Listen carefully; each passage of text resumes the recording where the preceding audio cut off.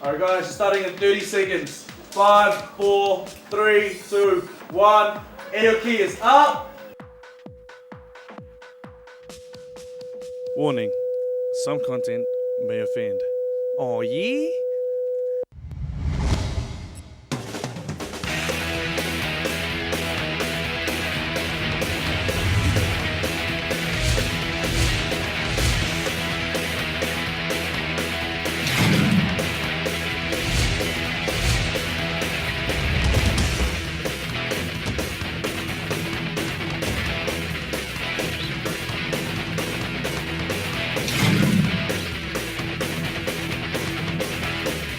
Studio mics are up.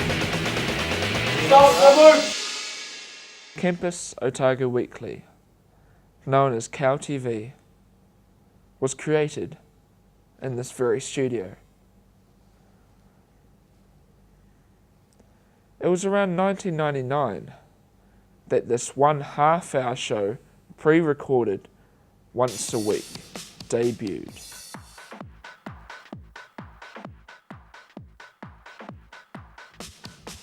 Who would have thought a show created by Clark Gayford, a New Zealand Broadcasting School student, would come so far? From a ridiculous idea as a drunk 18-year-old, horsing around down there, and then I actually went and got qualified to actually go and start the show that you're watching right now. Look at that. What's it, been 7 years or something? Showing my age. Now a presenter on C4, he really took Dunedin television by storm. In the 10-episode debut season, creating an instant cult following, Cow TV.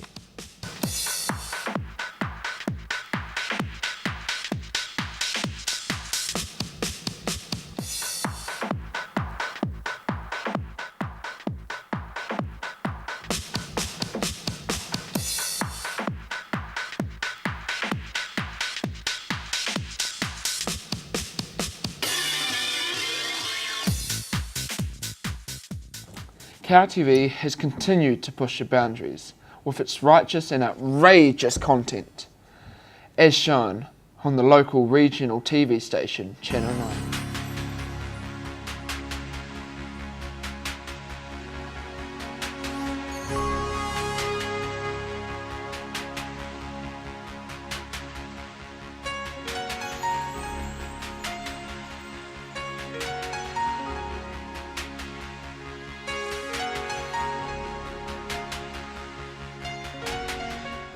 Despite the show being for students, made by students, there's a diverse range of viewers.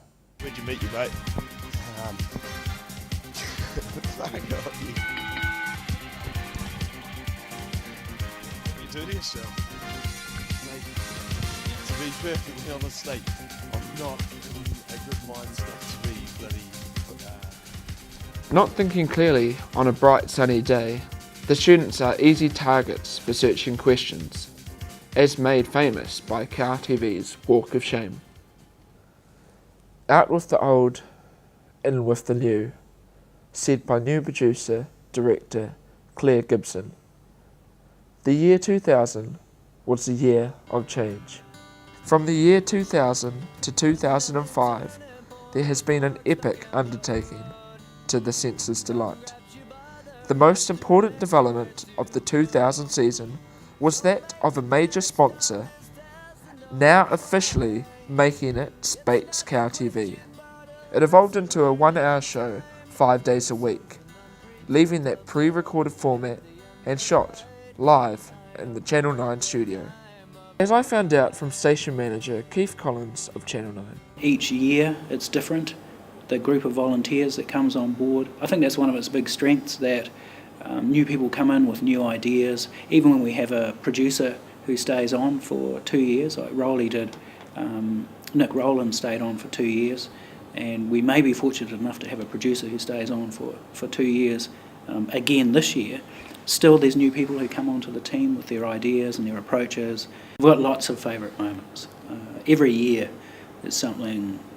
There's moments galore. It's really hard to sort of choose something. Some of them stand out. One of the favourite moments I have, this is going to sound strange, I never actually saw, but I've heard so much about the time that Rebecca Tapley Ree, her name was, got a couple of the ends of some Spates cans, and they were getting ready for the Bearable Arts Awards, and she paraded around with a couple of cans for a bra, and that was sort of something that people talked about, and even though I've never seen it, it just sort of remains one of the classic cow moments. Although proving a huge success as a hilarious and spontaneous television show, there is a series of mass challenges to the reputation and its ability to attract big names to the show. And change was expected in the year 2002, when Andrew Johnson was appointed the new producer of the show. But it was short-lived, having Dylan Gutley taking over in 2003. I'm gonna leave you.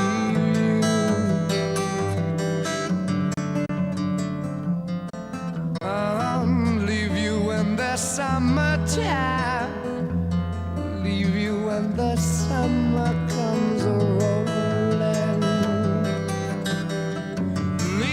Once again, 2004 saw another complete line change, with Cam Williams from February to August and Matt Grant from August to November. But it was in 2005 Spates Cow TV had decided to have a restructure, changing from a 5-night-a-week format to 3 nights a week, and would screen for the 32 weeks of the academic year. Sarah Andrew was now in charge of the operation as director-producer of Cow TV. In 2005, it caught on to now production manager Luke Chapman of Channel 9. I think it's great fun. They're set up to push the boundaries. It is set up for students, to be made by students. And it works, you know. Back in the day when I first got handed over, what is Cow TV, I asked the station manager and he said, oh, it's a student show. You'll just have to watch it to find out. But you know, it's all good fun. So you know, it's a challenge for whoever gets appointed as the producer, coordinator, as we're calling it this year. It's a challenge for the crew, challenge for me to wrangle that team and help whoever that producer may be.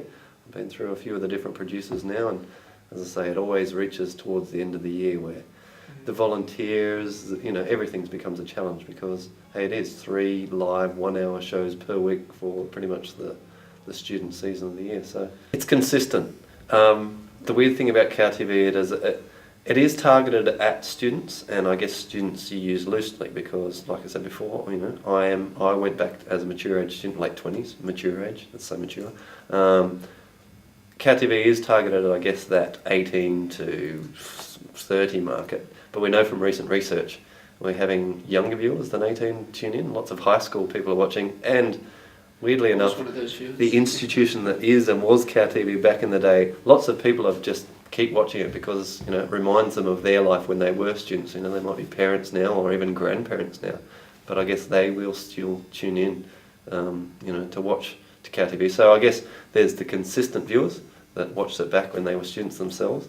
There's the younger viewers that are just being naughty and watching AO programming when they shouldn't. But by all means, yeah, there is a consistent line of students of, I guess, the target demographic that we're aiming for. 2006 to 2007 saw the way of retro, with new producer-director Nick Rowland, bringing new faces to Cow TV set.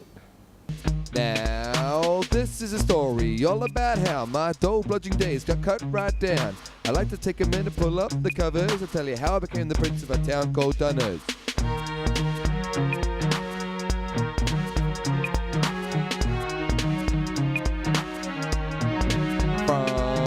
Lower Hutt Valley, I was born and raised on the playground is where I spend most of my days. Maxing, chillaxing, everything is cool. Dreaming of Gottie's the bowler and refuel. A couple of pokers who were up to no good started making trouble in my neighborhood. I got in one little fight, my mom got scared and said, "We're moving to Otago to study for a year." I whistled for a ride, and when it came near, I read the word Spates and I knew I was there. If anything that I knew, this car was fat. Now that I'm a Scarfy, let's go to my flat. I pulled up to my flat and it smelled like shit, but I got the best room, so all was legit. Cleared out the mess and I'm starting my days. I'm the Prince of Otago, loving beers, buds, and babes.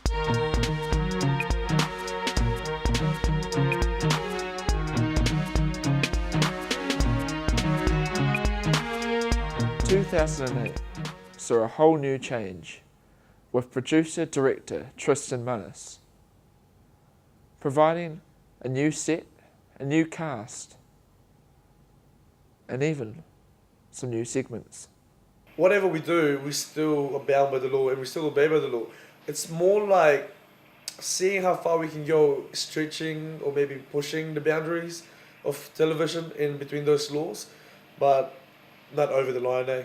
Because there's still entertaining TV, or there's just kind of, I don't know, smut kind of thing, you know what I mean? Like, we just wanna have fun and just to entertain, I reckon.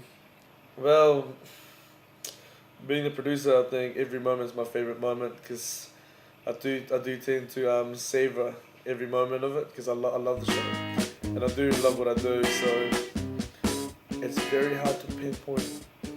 I mean, there's a few things that I love. I mean, especially Thursday night, free pizza. I mean, who can't love that? I mean, I love the time when there's only like 5 minutes before the show starts. So